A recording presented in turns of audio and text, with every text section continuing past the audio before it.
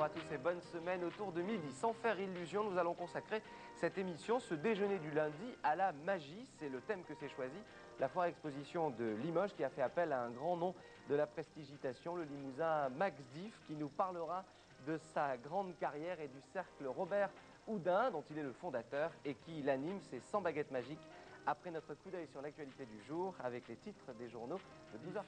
Problème de poids, problème d'amaigrissement, est-ce que par un tour de passe-passe et par un tour de magie, on peut faire maigrir les gens? Je n'ai pas de problème à ce sujet-là. Non. On vous a jamais demandé? Non, moi je me demandais, le mystère, le coup de baguette magique, non. Bon. En tout cas, depuis 4 jours, la foire exposition de Limoges propose d'entrer dans la troisième dimension, en choisissant la magie comme thème de cette émission. Elle vous a fait un magnifique cadeau. Plus que ça, peut-être encore. Mais le conseil d'administration de la foire de Limoges a bien voulu cette année mettre le thème de la magie pour la foire 94. C'était une grosse responsabilité pour nous. Et notre objectif, bien sûr, c'est de ne pas décevoir la confiance qui nous a été faite. Alors, il ne suffit pas de sortir de son chapeau un palais de la magie de 1200 mètres carrés. Il faut beaucoup travailler. C'est ce qui a été le cas. Bien, nous travaillons sur cette exposition depuis 2 ans.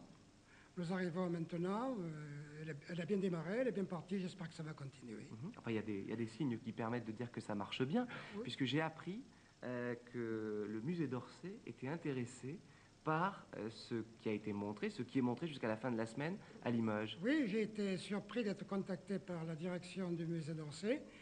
Et une dame est venue du musée d'Orsay hier, nous avons un entretien, elle a visité l'expo. Et elle m'a dit qu'elle allait faire la même chose, enfin à peu près la même chose, au musée d'Orsay. Et pour nous, c'est une grande surprise, un grand honneur de voir la magie à ce niveau-là, au pavillon du trio, de Gauguin, de Picasso. C'est quand même pour nous un grand coup de chapeau. Voilà, on n'a pas eu le temps de faire un synthé, donc je me suis permis d'écrire exclusif pour cette annonce. Max, vous êtes donc le magicien en chef de cette aventure, de ce palais de la magie, ce qui nous prouve qu'un magicien n'est jamais à la retraite. Vous ne vous êtes jamais arrêté. Bien heureusement, non, ça meuble la retraite, et c'est bien comme ça. Je dois souligner cependant que cette organisation n'est pas seulement de mon fait. C'est une organisation collective à laquelle participe tout le cercle Robert Houdin des magiciens du Limousin. C'est une manifestation collective et associative. Et vous avez fait appel à des grands noms de la magie pour inaugurer cet espace, oui. Comme Gérard Majax, qui était là pour l'ouverture. Rappel avec Céline Gouald. Formidable. Mais alors maintenant, messieurs, dames, puisque c'est une foire magique, le ruban va revenir entier sous vos yeux pour être prêt à être coupé l'année prochaine. Attention, regardez bien. 1, 2, et maintenant 3. Et le ruban est entier, comme tout à l'heure, sous vos yeux. La foire de Limoges s'est ouverte sous le signe de la magie. 25 illusionnistes enchantent un palais des mystères. À découvrir dans cet antre du secret, les machines effrayantes des premiers magiciens, ces caissons où vont si les femmes, ces chaises à porteurs d'où vous disparaissez. Oh, n'espérez pas découvrir les trucs des premiers maîtres de la magie. Dans leur haute sphère, le secret est religieux. Il faut garder des secrets, c'est tout le charme de l'illusionnisme. C'est comme un poste télé. Vous ne vous amusez pas à ouvrir pour regarder les fils et les soudures, etc. Là, il faut voir le spectacle, il ne faut pas essayer de chercher à comprendre. L'exposition retrace 2000 ans d'histoire de la magie, un art qui a longtemps senti le soufre, une discipline à risque pour ceux qui l'exercent. Il y a eu un tour qui était fatal à beaucoup de magiciens, c'est le tour de la balle de revolver ou de fusil attrapée entre les dents et tirée par un spectateur. Et en particulier, un magicien qui s'appelait Shu Ling-so, qui était un Américain, est mort en scène dans des conditions mystérieuses. On n'a jamais su si c'était une erreur de sa part, si c'était une maladresse de sa part, ou si simplement il s'était suicidé. Voilà, retour donc sur cette inauguration de la foire exposition de Limoges avec ce magnifique thème de la magie. On a un petit peu l'impression, comme le cirque d'ailleurs, que la magie revient sur le devant de la scène. Juste avant cette émission, nous voyons ensemble une bande-annonce pour une émission consacrée à la magie sur France 3. Et pourtant, si on demande spontanément aux gens, citez-moi le nom d'un grand magicien, on répond Gérard Majax, et puis vous, ici dans la région, et puis il n'y en a pas beaucoup d'autres. Pas tout à fait du même niveau, quand même. Gérard est la star de la magie en France. Dans notre région, nous faisons ce que nous pouvons pour honorer cet art. Nous avons fait appel, bien sûr, à des magiciens connus, confirmés. Majax, qui a débuté superbement la foire. Nous aurons par la suite beaucoup d'autres. Nous aurons Garcimore, par exemple, qui terminera, lui, la foire le 15 mai, le dimanche 15 mai. Et entre-temps, nous aurons pendant 3 jours des illusionnistes confirmés comme Jean Régil, qui est le plus grand européen actuellement. Nous aurons Jean Garance, un présentateur humoriste de Suisse. Nous aurons Don Garcimore, qui est un espagnol. Primo Grotti, un ombromane, qui a la particularité de faire non seulement des ombres chinoises noires, vous savez, mais qui a des décors en couleur derrière. Et il figure parmi les 4 ou 5 grands spécialistes de cet art, des ombres chinoises. Oui. Il y aura beaucoup de choses donc, dans le cadre de cette fois. Est-ce qu'on peut vous présenter comme étant le premier défenseur de la magie en France? Vous avez, à force d'animation, d'exposition et de livres, on vous doit notamment une histoire monumentale de la magie. Est-ce que véritablement vous avez toujours défendu cet art? Bien, c'est l'objet d'ailleurs de cette manifestation à la Foire Exposition. C'est pour promouvoir la magie, faire connaître non pas les dessous, les trucs de la magie, mais enfin ce qu'est la magie au point de vue spectaculaire. Ben, nous le faisons dans la mesure du possible, nous, au Cercle Robert Houdin de Limousin, qui est une filiale de l'association nationale française, qui est l'association des artistes prestidigitateurs.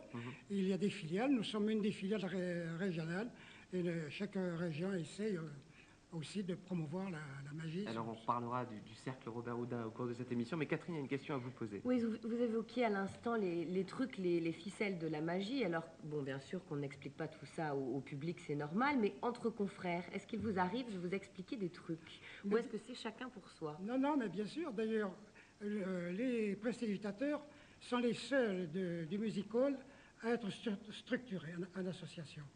Nous sommes structurés sur le plan national, comme je vous l'ai dit. Nous sommes structurés même sur le plan international et sur le plan régional. C'est une vaste structure mondiale. La FISM, la Fédération internationale des sociétés magiques, regroupe 140 pays. Et donc on échange les trucs. On échange les trucs. Nous organisons d'ailleurs des congrès.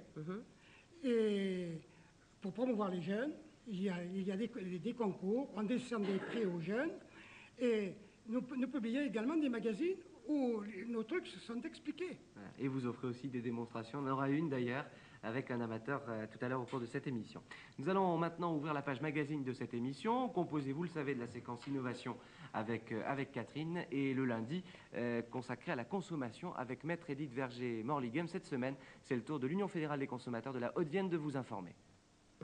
Des émissions de télévision sous d'ailleurs le label Magie que propose France 3. Est-ce que vous pensez que c'est de la magie? Moi j'entends dire ça et là que c'est complètement truqué, qu'avec une caméra on peut faire de l'illusion. Il n'y a rien de plus simple, regardez, on peut même me faire disparaître si on veut. Non, on va pas le faire, mais on peut.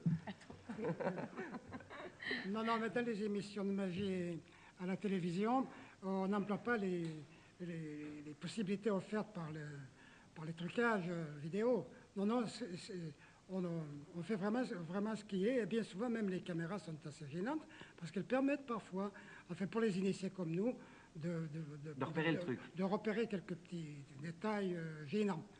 Mais je crois que le public ne s'y prête pas. Il faut vraiment avoir l'œil du magicien. Voilà, ben Max vous encourage à regarder cette émission sur France 3. Alors vous le savez, les innovations naissent souvent du hasard, comme par magie. C'est ce qu'on constate depuis que la séquence innovation existe. Catherine, on va pouvoir peut-être le vérifier une nouvelle fois dans un direct entre vous et les téléspectateurs d'Autour de Midi. C'est comme ça tous les jours. On a eu, c'est vrai, quelques petits problèmes au cours des semaines passées parce qu'il y avait beaucoup de choses à vous présenter dans l'émission. Mais ça y est, nous revenons à une formule de diffusion tout à fait quotidienne de ces coups de pouce. Donc n'hésitez pas au 55 04 33 90. Aujourd'hui, nous consacrons cette émission à 2000 ans de magie et d'illusion. C'est le thème animation de la Foire Expo de Limoges, dont Max Div s'est occupé. Et Max n'est pas venu seul.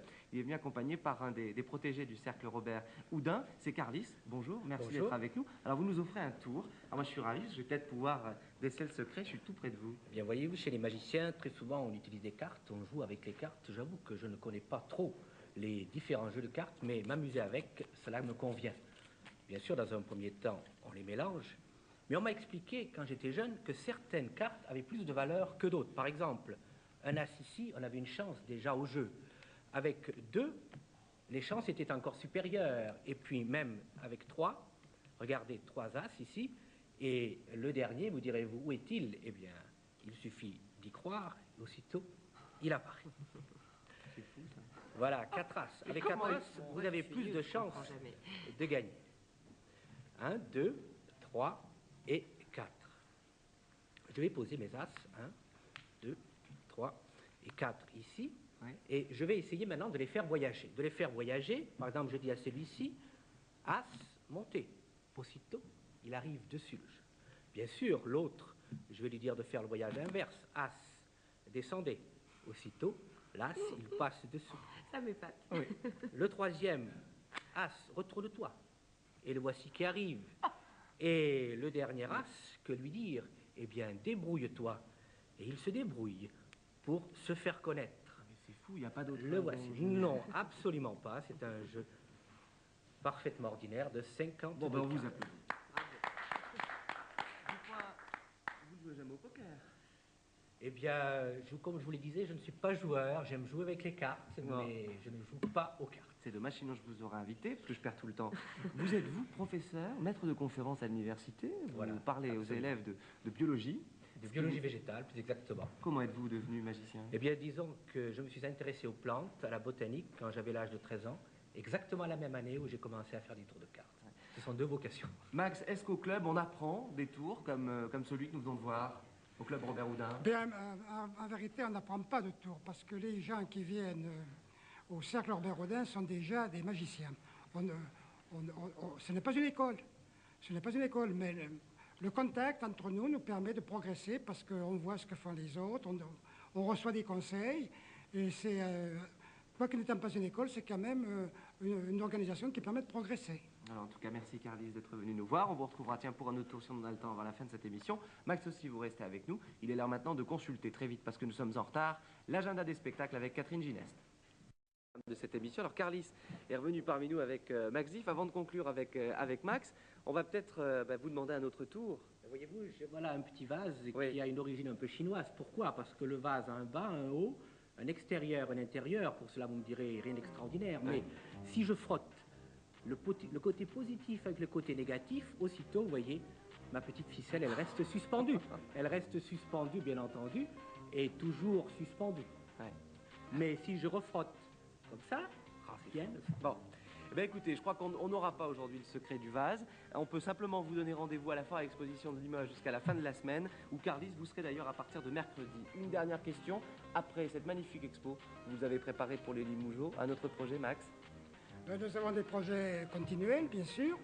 Nous n'allons pas rester sur cette exposition, bien sûr. Nous allons certainement, et c'est le plaisir de notre association, de voir entre nous ce que nous pouvons faire pour diffuser encore davantage la magie. Je sais, Max, que vous êtes en train de préparer un ouvrage. Vous recevrez donc à la fin de l'année. On n'en parle pas. Demain, c'est Angela, c'est une chanteuse, vous verrez, très hispanisante. C'est superbe, c'est le coup de cœur d'Autour de midi. À demain.